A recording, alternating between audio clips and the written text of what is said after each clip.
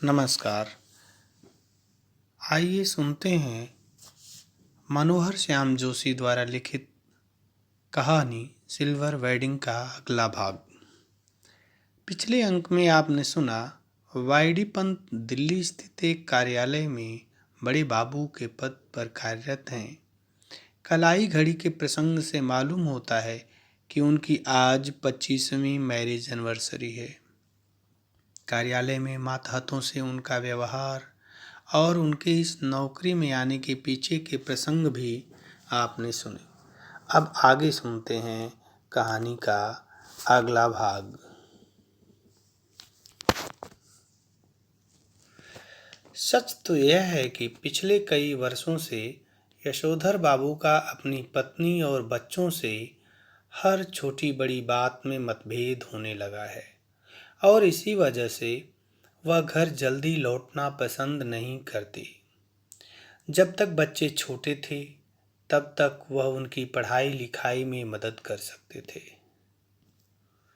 अब बड़ा लड़का एक प्रमुख विज्ञापन संस्था में नौकरी पा गया है। यद्यपि समहाउ यशोधर बाबू को अपने साधारण पुत्र को असाधारण वेतन देने वाली यह नौकरी कुछ समझ में आती नहीं। वह कहते हैं कि 1,500 रुपया तो हमें अब रिटायरमेंट के पास पहुंचकर मिला है। शुरू में ही 1,500 रुपया देने वाली इस नौकरी में जरूर कुछ पेंच होगा। यशोधर जी का दूसरा बेटा दूसरी बार आईएएस देने की तैयारी कर रहा है और यशोधर बाबू के लिए यह समझ सकना असंभव है कि जब यह पिछले साल एलाइड सर्विसेज की सूची में माना काफ़ी नीचे आ गया था तब इसे ज्वाइन करने से इनकार क्यों कर दिया। उनका तीसरा बेटा स्कॉलरशिप लेकर के अमेरिका चला गया है और उनकी एकमात्र बेटी न केवल तमाम प्रस्तावित वर अस्वीकार करती चली जा रही है बल्कि डॉक्टरी की उच्चतम शिक्षा के लिए स्वयं भी अमेरिका चले जाने की धमकी दे रही है। यशोधर बाबू जहां बच्चों की इस तरक्की से खुश होते हैं वहां समहाउ यह भी अनुभव करते हैं कि वह खुशहाली भी कैसी जो अपनों में परायापन पैदा करे। अपने बच्चों द्वारा गरीब रिश्तेदारों की उपेक्षा उन्हें समहाउ जंचती नहीं। एनीवे जनरेशनों में गैप तो होता ही है सुना, ऐसा कहकर स्वयं को दिलासा देता है पिता। यद्यपि यशोधर बाबू की पत्नी अपने मूल संस्कारों से किसी भी तरह आधुनिक नहीं है तथापि बच्चों की तरफदारी करने की मातृसुलभ मजबूरी ने उन्हें भी मार्ड बना डाला है। कुछ यह भी है कि जिस समय उनकी शादी हुई थी यशोधर बाबू के साथ गांव से आए ताऊ जी और उनके 2 विवाहित बेटे भी रहा करते थे। इस संयुक्त परिवार में पीछे ही पीछे बहुओं में गजब के तनाव थे, लेकिन ताऊ जी के डर से कोई कुछ कह नहीं पाता था। यशोधर बाबू की पत्नी को शिकायत है कि संयुक्त परिवार वाले उस दौर में पति ने हमारा पक्ष कभी नहीं लिया, बस जिठानियों की चलने दी। उनका यह भी कहना है कि मुझे आचार व्यवहार के ऐसे बंधनों में रखा गया मानो मैं जवान औरत नहीं बुढ़िया थी। जितने भी नियम इनकी बुढ़िया ताई के लिए थे वे सब मुझ पर भी लागू करवाए, ऐसा कहती है घरवाली बच्चों से। बच्चे उससे सहानुभूति व्यक्त करते हैं, फिर भी वह यशोधर जी से उन्मुख होकर कहती है तुम्हारे बाबा आदम के ज़माने की बातें मेरे बच्चे नहीं मानते तो इसमें उनका कोई कसूर नहीं। मैं भी इन बातों को उसी हद तक मानूंगी जिस हद तक शुभिता हो। अब मेरे कहने से वह सब ढोंग ढकोसला हो नहीं सकता, साफ बात। धर्म कर्म कुल परंपरा सबको ढोंग ढकोसला कहकर घरवाली आधुनिकाओं सा आचरण करती है तो यशोधर बाबू सानयल बुढ़िया, चटाई का लहंगा या बूढ़ी मुँह से लोग करें तमाशे कहकर उसके विद्रोह को मजाक में उड़ा देना चाहते हैं, अनदेखा कर देना चाहते हैं, लेकिन यह स्वीकार करने को बाध्य भी हो जाते हैं कि तमाशा स्वयं उनका बन रहा है। जिस जगह किशनदा का क्वार्टर था उसके सामने खड़े होकर एक गहरा निश्वास छोड़ते हुए यशोधर जी ने अपने से पूछा कि क्या यह बेटर नहीं रहता कि किशनदा की तरह घर गृहस्थी का बवाल ही न पाला होता और लाइफ कम्युनिटी के लिए डेडिकेट कर दी होती। फिर उनका ध्यान इस ओर गया कि बाल जति किशनदा का बुढ़ापा सुखी नहीं रहा। उसके तमाम साथियों ने हौज खास, ग्रीन पार्क, कैलाश, कहीं न कहीं जमीन ली, मकान बनवाया, लेकिन उसने कभी इस ओर ध्यान ही नहीं दिया। रिटायर होने के 6 महीने के बाद जब उसे क्वार्टर खाली करना पड़ा तब हद हो गई। उसके द्वारा उपकृत इतने सारे लोगों में से एक ने भी उसे अपने यहाँ रखने की पेशकश नहीं की। स्वयं यशोधर बाबू उसके सामने ऐसा कोई प्रस्ताव नहीं रख पाए, क्योंकि उस समय तक उनकी शादी हो चुकी थी और उनके 2 कमरों के क्वार्टर में 3 परिवार रहा करते थे। किशनदा कुछ साल राजेंद्र नगर में किराए का क्वार्टर लेकर रहा और फिर अपने गांव लौट गया, जहां साल भर बाद उसकी मृत्यु हो गई। ज्यादा पेंशन खा नहीं सका बेचारा। विचित्र बात यह है कि उसे कोई भी बीमारी नहीं हुई, बस रिटायर होने के बाद मुरझाता सूखता ही चला गया। जब उसके एक बिरादर से मृत्यु का कारण पूछा तब उसने यशोधर बाबू को यही जवाब दिया, जो हुआ होगा, यानी पता नहीं क्या हुआ। जिन लोगों के बाल बच्चे नहीं होते, घर परिवार नहीं होता, उनके रिटायर होने के बाद जो हुआ होगा से भी मौत हो जाती है। यह जानते हैं यशोधर जी, बच्चों का होना भी जरूरी है। यह सही है कि यशोधर जी के बच्चे मनमानी कर रहे हैं और ऐसा संकेत दे रहे हैं कि उनके कारण यशोधर जी को बुढ़ापे में कोई विशेष सुख प्राप्त नहीं होगा। लेकिन यशोधर जी अपनी मर्यादा पुरुष किशनदास से सुनी हुई यह बात नहीं भूलते कि गधा पचीसी में कोई क्या करता है इसकी चिंता नहीं करनी चाहिए, क्योंकि बाद में हर आदमी समझदार हो जाता है। यद्यपि युवा यशोधर को विश्वास नहीं होता, तथापि किशनदा बताते हैं कि किस तरह मैंने जवानी में 50 किस्म की खुराफात की है। ककड़ी चुराना, गर्दन मोड़ के मुर्गी मार देना, पीछे की खिड़की से कूद कर सेकेंड शो सिनेमा देख आना। कौन कर्म ऐसा है जो तुम्हारे इस किशनदा ने नहीं कर रखा। जिम्मेदारी सर पड़ेगी तब सब अपने ही आप ठीक हो जाएंगे। यह भी किशनदास से विरासत में मिला हुआ एक फिक्रा है, जिसे यशोधर बाबू अक्सर अपने बच्चों के प्रसंग में दोहराते हैं। उन्हें कभी कभी लगता है कि अगर मेरे पिता तब नहीं गुजर गए होते जब मैं मैट्रिक में था, तो शायद मैं भी गधा पचीसी के लंबे दौर से गुजरता।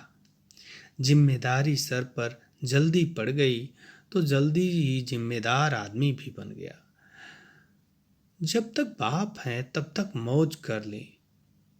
यह बात यशोधर जी कभी कभी तंजिया कहते हैं, लेकिन कहते हुए उनके चेहरे पर जो मुस्कान खेल जाती है वह बच्चों पर यह प्रकट करती है कि बाप को उनका सनाथ होना, गैर जिम्मेदार होना कुल मिलाकर अच्छा लगता है।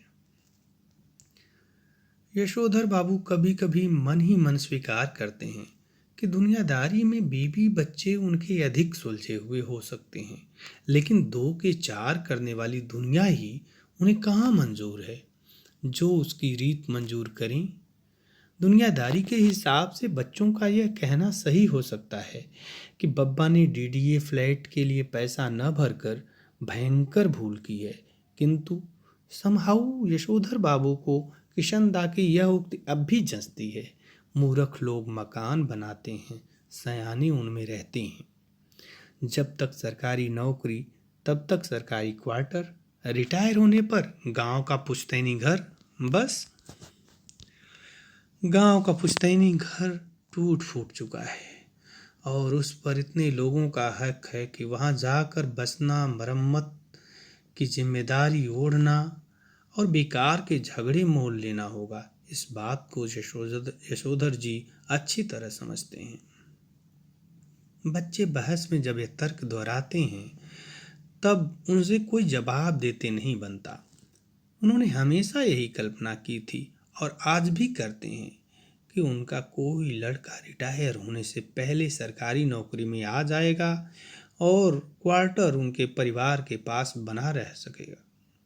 जब भी पत्नी द्वारा भविष्य का प्रश्न उठाए जाने पर यशोधर बाबू इस संभावना को रेखांकित कर देते हैं।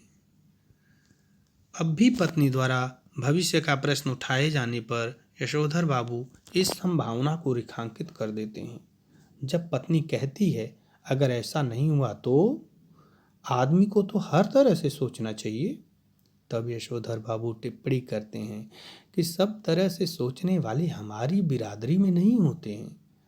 उनमें तो एक की तरह सोचने वाले होते हैं। उनमें तो एक की तरह सोचने वाले होते हैं, कहते हैं और कहकर लगभग नकली सी हंसी हंसते हैं। जितना ही इस लोक की जिंदगी यशोधर बाबू को यह नकली हंसी हंसने के लिए बाध्य कर रही है, उतना ही वह परलोक के बारे में उत्साही होने का यत्न कर रहे हैं। तो उन्होंने बिड़ला मंदिर की ओर तेज कदम बढ़ाए, लक्ष्मी नारायण के आगे हाथ जोड़े, असीक का फूल चुटिया में खोसा, पीछे उस प्रांगण में जा पहुंचे जहां एक महात्मा जी गीता पर प्रवचन कर रहे थे। अफसोस, आज प्रवचन सुनने में यशोधर जी का मन खास लगा नहीं। सच तो यह है कि वह भीतर से बहुत ज़्यादा धार्मिक अथवा कर्मकांडी हैं नहीं। हाँ, इस संबंध में अपने मर्यादा पुरुष किशनदा द्वारा स्थापित मानक हमेशा उनके सामने रहे हैं। जैसे जैसे उम्र ढल रही है वैसे वैसे किशनदा की तरह रोज मंदिर जाने, संध्या पूजा करने और गीता प्रेस गोरखपुर की किताबें पढ़ने का यत्न करने लगे हैं। अगर कभी उनका मन शिकायत करता कि इस तरह सब में लग नहीं पा रहा हूँ, तब उससे कहते कि भाई लगना चाहिए। अब तो माया मोह के साथ साथ भगवत भजन को भी कुछ स्थान देना होगा कि नहीं। नई पीढ़ी को देकर राजपाट तुम लग जाओ बाट वन प्रदेश की, जो करते हैं जैसा करते हैं करें। हमें तो अब बस इस वर्ल्ड की नहीं, उस लाइफ की नहीं उसकी चिंता करनी है। वैसे अगर बच्चे सलाह मांगें, अनुभव का आदर करें तो अच्छा लगता है। अब नहीं मांगते तो न मांगे। यशोधर बाबू ने फिर अपने को छिड़का कि यह भी क्या हुआ, मन को समझाने में फिर भटक गए। गीता महिमा सुनने लगे, मगर व्याख्या में जनार्दन शब्द जो सुनाई पड़ा तो उन्हें अपने जीजा जनार्दन जोशी की याद हो आई। परसों ही कार्ड आया है कि उसकी तबीयत खराब है। यशोधर बाबू सोचने लगे कि जीजा का हाल पूछने अहमदाबाद जाना ही होगा। ऐसा सोचते ही उन्हें यह भी ख्याल आया कि यह प्रस्ताव उनकी पत्नी और बच्चों को पसंद नहीं आएगा। सारा संयुक्त परिवार बिखर गया है। पत्नी और बच्चों की धारणा है कि इस बिखरे परिवार के प्रति यशोधर जी का एक तरफा लगाव आर्थिक दृष्टि से सर्वथा मूर्खतापूर्ण है। यशोधर जी की खुशी गम के हर मौके पर रिश्तेदारों के यहाँ जाना जरूरी समझते हैं। वह चाहते हैं कि बच्चे भी पारिवारिकता के प्रति उत्साही हों। बच्चे क्रुद्ध ही होते हैं। अभी उस दिन हद हो गई। कमाऊं बेटे ने यह कह दिया कि आपको बुआ को भेजने के लिए पैसे मैं तो नहीं दूंगा। यशोधर बाबू को कहना पड़ा कि अभी तुम्हारे बब्बा की इतनी साख है कि 100 रुपये उधार ले सकें। यशोधर जी का नारा, हमारा तो सैफ ही ऐसा देखा ठहरा, हमें तो यही परंपरा विरासत में मिली है। इस नारे से उनकी पत्नी बहुत चिढ़ती हैं। पत्नी का कहना है और सही कहना है कि यशोधर जी का स्वयं का देखा हुआ कुछ नहीं है। माँ के मर जाने के बाद छोटी सी उम्र में वह गांव छोड़कर अपनी विधवा बुआ के पास अल्मोड़ा आ गए थे। बुआ का कोई ऐसा लंबा चौड़ा परिवार तो था नहीं जहाँ कि यशोधर जी कुछ देखते और परंपरा के रंग में रंगते। मैट्रिक पास करते ही वह दिल्ली आ गए और यहाँ रहे कुंवारे कृष्णानंद जी के साथ। कुंवारे की गृहस्थी में देखने को होता क्या है? पत्नी आग्रहपूर्वक कहती है कि कुछ नहीं, तुम अपनी उस किशनदा के मुंह से सुनी सुनाई बातों को अपनी आंखों देखी यादें बना डालते हो। किशनदा को जो भी मालूम था वह उनका पुरानी गंवई लोगों से सीखा हुआ ठहरा। दिल्ली आकर उन्होंने घर परिवार तो बसाया नहीं जो जान पाते कि कौन से रिवाज निभ सकते हैं कौन से नहीं। पत्नी का कहना है कि किशनदा तो थे ही जन्म के बुढ़े, तुम्हें क्या सुर लगा जो उनका बुढ़ापा खुद ओढ़ने लगे हो। तुम शुरू में तो ऐसे नहीं थे, शादी के बाद मैंने तुम्हें देख जो क्या नहीं रखा है। शादी के बाद मैंने तुम्हें देख जो क्या नहीं रखा है। हफ्ते में 2-2 सिनेमा देखते थे, गजल गाते थे, गजल हुई और सहगल के गाने। यशोधर बाबू स्वीकार करते हैं कि उनमें कुछ परिवर्तन हुआ है, लेकिन वह समझते हैं कि उम्र के साथ साथ बुजुर्गियत आना ठीक ही है। पत्नी से वह कहते हैं, जिस तरह तुमने बुढ़िया काल में यह बगैर बाँह का ब्लाउज पहनना या रसोई से बाहर दाल भात खा लेना, ये ऊंची हील वाली सैंडल पहनना और ऐसे ही 50 काम अपनी बेटी की सलाह पर शुरू कर दिए हैं, मुझे तो वे समहाउ इम्प्रॉपर ही मालूम होते हैं। एनीवे, मैं तुम्हें ऐसा करने से रोक नहीं रहा। देयरफॉर तुम लोगों को भी मेरे जीने के ढंग पर कोई एतराज होना नहीं चाहिए। यशोधर बाबू को धार्मिक प्रवचन सुनते हुए भी अपना पारिवारिक चिंतन में ध्यान डूबे रहना अच्छा नहीं लगा। सुबह शाम संध्या करने के बाद जब वह थोड़ा सा ध्यान लगाने की कोशिश करते हैं तब भी मन किसी परम सत्ता में नहीं इसी परिवार में लीन होता है।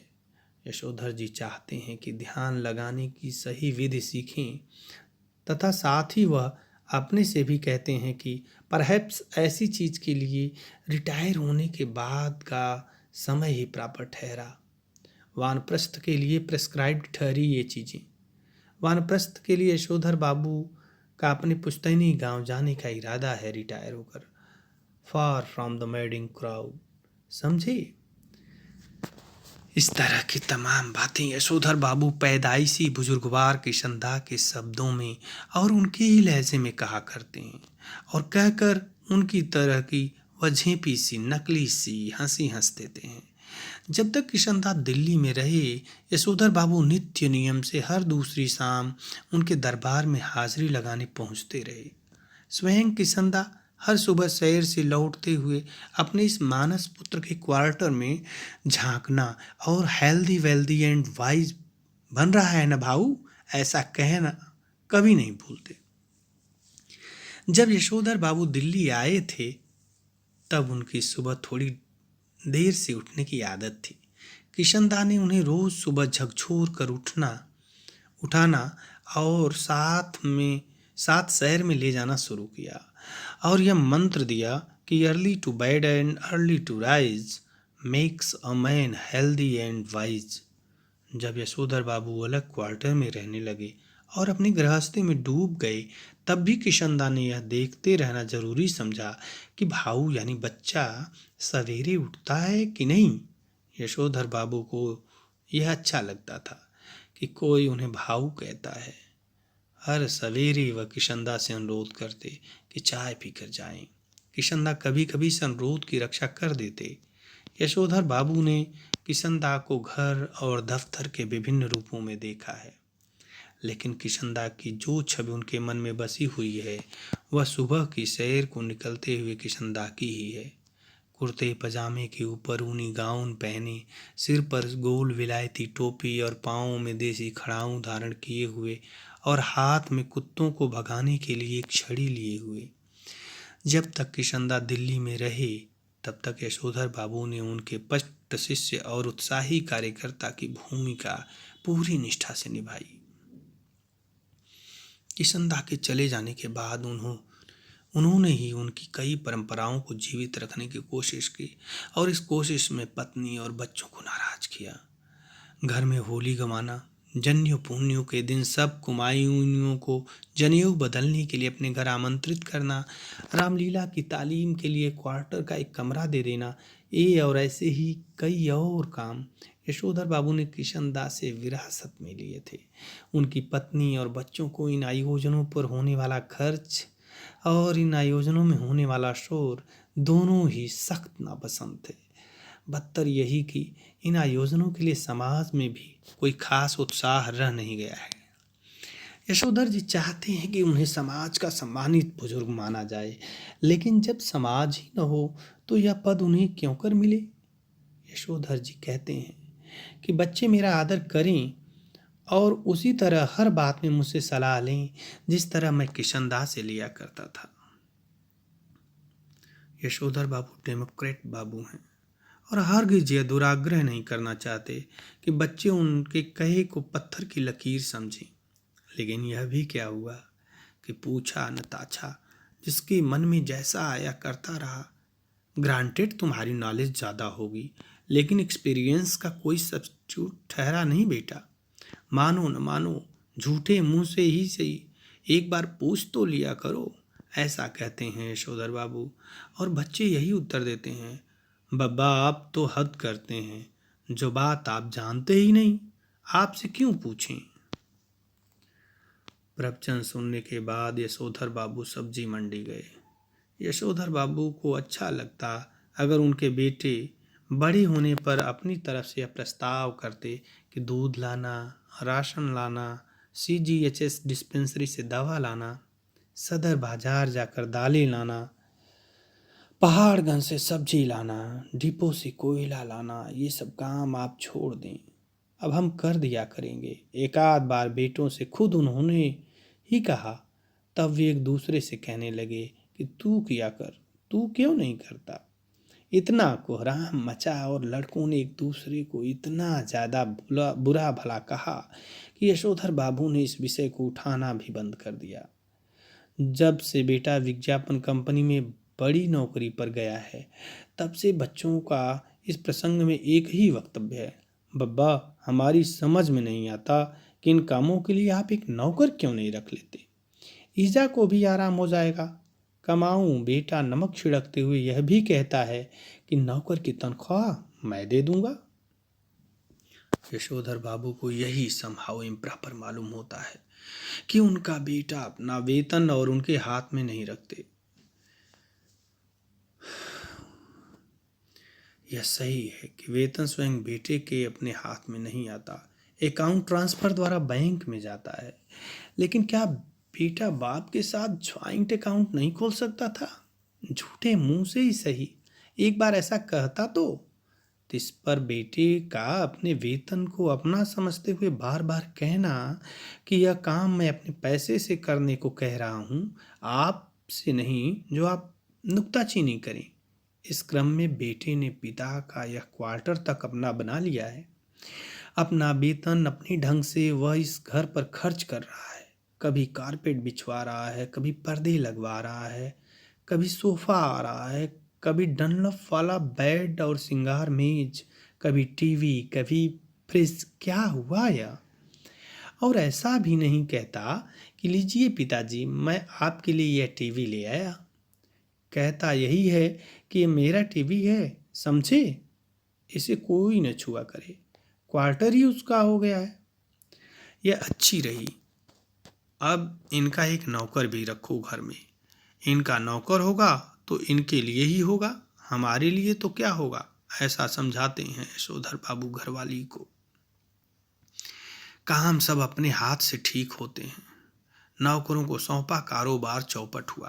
कहते हैं यशोधर बाबू पत्नी सुनती है मगर नहीं सुनती, पर सुनकर अब चिढ़ती भी नहीं। सब्जी का झोला लेकर यशोधर बाबू खुदी हुई सड़कों और टूटे हुए क्वार्टरों के मलबे से पटे हुए लानों को पार करके स्क्वायर के उस कोने में पहुंचे जिसमें 3 क्वार्टर अब भी साबुत खड़े हुए थे। उन 3 में से कुल एक को अब तक एक सिलसिला आबाद किए हुए है। बाहर बदरंग तख्ती में उनका नाम लिखा है, वाईडी पंत। इस क्वार्टर के पास पहुंचकर आज वाईडी पंत को पहले धोखा हुआ कि किसी गलत जगह आ गए हैं। क्वार्टर के बाहर एक कार थी, कुछ स्कूटर, मोटरसाइकिल, बहुत से लोग विदा ले रहे थे। बाहर बरामदे में रंगीन कागज की झालरें और गुब्बारे लटके हुए थे और रंग बिरंगी रोशनियां जली हुई थी। फिर उन्हें अपना बड़ा बेटा भूषण पहचान में आया, जिससे कार में बैठा हुआ कोई साहब हाथ मिला रहा था और कह रहा था, give my warm regards to your father. Yashodhar babu ठिठक गए। उन्होंने अपने से पूछा, क्यों आज मेरे क्वार्टर में यह क्या हो रहा है, क्या हो रहा होगा? उसका जवाब भी उन्होंने अपने को दिया, जो करते होंगे ये लौंडे मोंडे, इनकी माया यही जाने। अब यशोधर बाबू का ध्यान इस ओर गया कि उनकी पत्नी और उनकी बेटी भी कुछ मेम साहबों को विदा करते हुए बरामदे में खड़ी हैं। लड़की जीन और बगैर बाह का टॉप पहने है। यशोधर बाबू उसे कई मर्तबा कह चुके हैं, तुम्हारी यह पतलून और सैंडो बनने वाली ड्रेस मुझे तो समहाउ इम्प्रॉपर मालूम होती है, लेकिन वह भी जिद्दी ऐसी है कि इसे ही पहनती है। और पत्नी भी उसी की तरफदारी करती है, कहती है वह सिर पर पल्लू वल्लू मैंने कर लिया, बहुत तुम्हारे कहने पर समझी। मेरी बेटी वही करेगी जो दुनिया कर रही है। पुत्री का पक्ष लेने वाली यह पत्नी इस समय होठों पर लाली, बालों पर खिजाब लगाए हुई थी, जबकि ये दोनों ही चीज़ें आप कुछ भी कहिए यशोधर बाबू को समहाउ इम्प्रॉपर ही मालूम होती हैं। आधुनिक किस्म के अजनबी लोगों की भीड़ देखकर यशोधर बाबू अंधेरे में ही दुबके रहे। उनके बच्चों को इसलिए शिकायत है कि बब्बा तो एलडीसी टाइपों से ही मिक्स करते हैं। जब कार वाले लोग चले गए तब यशोधर बाबू ने अपने क्वार्टर में कदम रखने का साहस जुटाया। भीतर अब भी पार्टी चल रही थी। उनके पुत्र पुत्रियों के कई मित्र तथा उनके कुछ रिश्तेदार जमे हुए थे। उनके बड़े बेटे ने झिड़की सी सुनाई, बब्बा आप भी हद करते हैं। सिल्वर वेडिंग के दिन 8:30 बजे घर पहुंचे हैं। अभी तक मेरे पास आपकी राह देख रहे थे। हम लोगों के यहाँ सिल्वर वेडिंग कब से होने लगी है? यशोधर बाबू ने शर्मीली हंसी हंस दी। जब से तुम्हारा बेटा 1,500 माहवार कमाने लगा है तब से। यह टिप्पणी थी चंद्रदत्त तिवारी की, जो इसी साल यस पास हुआ है और दूर के रिश्ते से यशोधर बाबू का भांजा लगता है। यशोधर बाबू को अपने बेटों से तमाम तरह की शिकायतें हैं, लेकिन कुल मिलाकर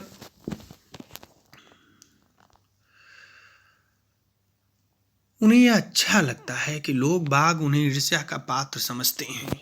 भले ही उन्हें भूषण का गैर सरकारी नौकरी करना समझ में न आता हो, तथापि वह बखूबी समझते हैं कि इतनी छोटी उम्र में 1,500 माहवार प्लस कन्वेयंस अलाउंस एंड तुम्हारा अदर पक्ष पा जाना कोई मामूली बात नहीं है। इसी तरह भले ही यशोधर बाबू ने बेटों की खरीदी हुई हर नई चीज के संदर्भ में यही टिप्पणी की हो कि ये क्या हुई, संभव मेरे तो समझ में आता नहीं, इसकी क्या ज़रूरत थी, तथापि उन्हें कहीं इस बात से थोड़ी खुशी भी होती थी कि इस चीज़ के आ जाने से उन्हें नए दौर के निश्चय ही गलत मानकों के अनुसार बड़ा आदमी मान लिया जा रहा है। मिसाल के लिए जब बेटों ने गैस का चूल्हा जुटाया तब यशोधर बाबू ने उसका विरोध किया, और आज भी वह यही कहते हैं कि इस पर बनी रोटी मुझे तो समहाउ रोटी जैसी नहीं लगती नहीं। तथापि वह जानते हैं गैस न होने पर वह इस नगर में चपरासी श्रेणी के मान लिए जाते। इसी तरह फ्रिज के संदर्भ में आज भी यशोधर बाबू यही कहते हैं कि मेरी समझ में आज तक यह नहीं आया कि इसका फ़ायदा क्या है। बासी खाना खाना अच्छी आदत नहीं ठहरी, और यह ठहरा इसी काम का कि सुबह बना के रख दिया और शाम को खाया। इसमें रखा हुआ पानी भी मेरे मन तो आता नहीं, गला पकड़ लेता है।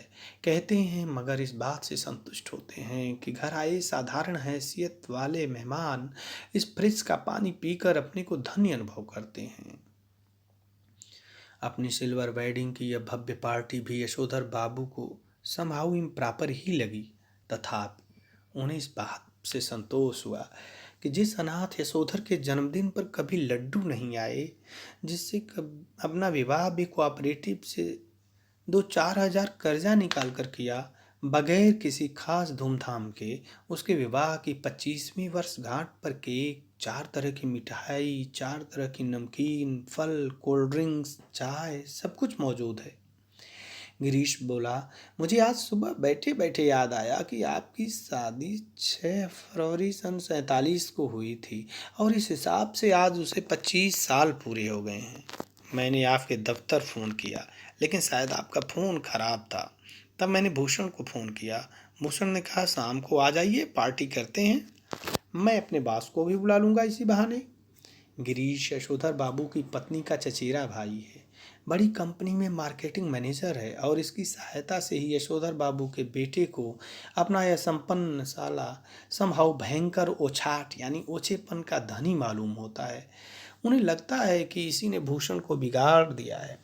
कभी कहते हैं, ऐसा तो पत्नी बरस पड़ती है, जिंदगी बना दी तुम्हारे 2nd क्लास बीए बेटे की, कहते हो बिगाड़ दिया। भूषण ने अपने मित्रों सहयोगियों का यशोधर बाबू से परिचय कराना शुरू किया। उसकी many happy returns of the day का थैंक यू कहकर जवाब देते हुए जिन लोगों का नाम पहले बता दिया गया हो, उनकी ओर YD Pant home ministry Bhushan father कहकर स्वयं हाथ बढ़ाते हुए यशोधर बाबू ने हरचंद यह जताने की कोशिश की कि भले ही वह संस्कारी कुमाऊनी हैं तथा विलायती रीति रिवाज से भी भली भांति परिचित हैं। किशनदा कहा करते थे कि आना सब कुछ चाहिए, सीखना हर एक की बात ठहरी, लेकिन अपनी छोड़नी नहीं हुई। टाई सूट पहनना आना चाहिए, लेकिन धोती कुर्ता अपनी पोशाक है, यह नहीं भूलना चाहिए। अब बच्चों ने एक और विलायती परंपरा के लिए आग्रह किया। यशोधर बाबू अपनी पत्नी के साथ केक काटें। घरवाली पहले थोड़ा शर्माई, लेकिन जब बेटी ने हाथ खींचा तब उसे केक के पीछे जा खड़ी होने में कोई हिचक नहीं हुई। वहीं से उसने पति को भी पुकारा। यशोधर बाबू को केक काटना बचकानी बात मालूम हुई। बेटी उन्हें लगभग खींच कर ले गई। यशोधर बाबू ने कहा, Somehow I don't like all this, लेकिन anyway उन्होंने केक काट ही दिया। गिरीश ने उनकी यह अनमनी किंतु संतुष्ट छवि कैमरे में कैद कर ली। अब पति पत्नी से कहा गया कि वे केक से मुंह मीठा करें एक दूसरे का। पत्नी ने खा लिया, मगर यशोधर बाबू ने इनकार कर दिया।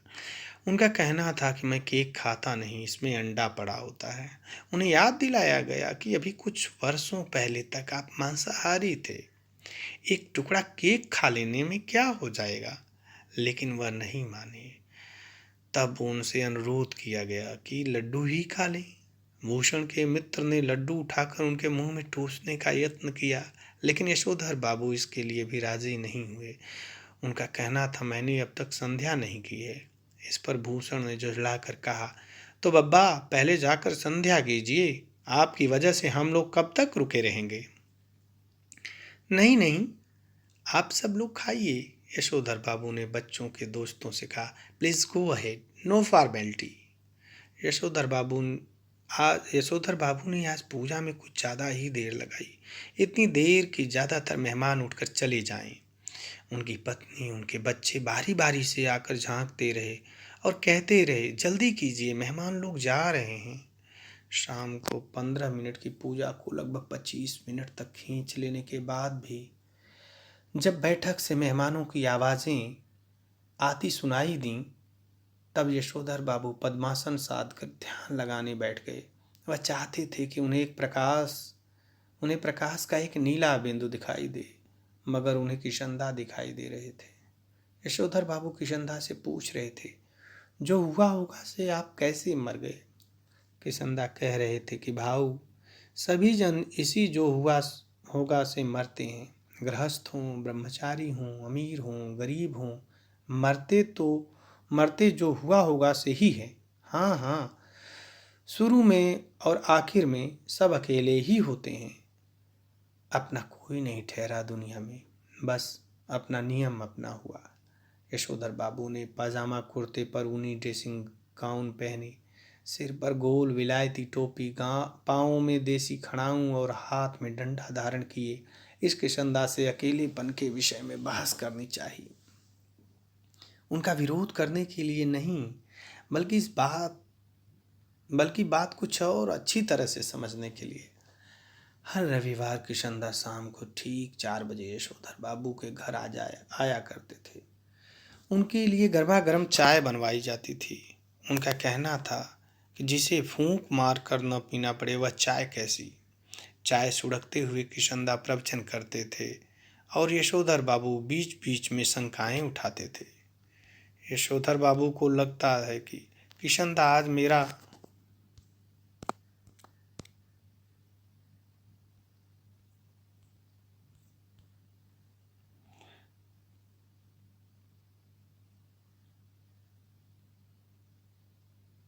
मार्गदर्शन कर सकेंगे और बता सकेंगे कि मेरी बीवी बच्चे जो कुछ भी कर रहे हैं उसके विषय में मेरा रवैया क्या होना चाहिए। लेकिन किशनदा तो वही अकेलेपन का खटरा गलापने पर आमादा से मालूम होते हैं। कैसी बीवी, कहाँ के बच्चे, यह सब माया ठहरी। और यह जो भूषण आज इतना उछल रहा है वह भी किसी दिन इतना ही अकेला और असहाय अनुभव करेगा जितना कि आज तू कर रहा है।